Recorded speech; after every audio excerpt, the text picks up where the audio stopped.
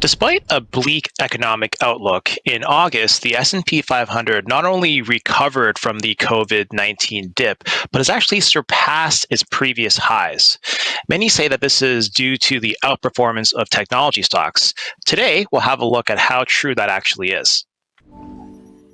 This first chart shows the 5 stocks that make up almost 25% or a quarter of the S&P 500 index. These stocks include Apple, Facebook, Amazon, Google, and Microsoft. To understand the impact of these stocks on the index's performance, I use Morningstar CPMS to run a backtest with the intent of replicating the index, but without these 5 stocks. Here are the results. Without the 5 largest companies, and counting both share classes of Google, the S&P 500 would have still recovered to pre-pandemic levels, but would have been a full 6% lower in value, assuming that we invested at the end of January.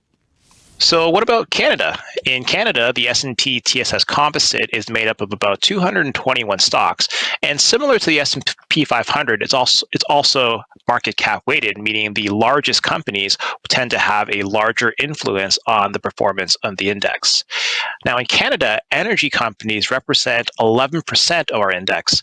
What do you think would happen if we had excluded energy companies from the index during the pandemic?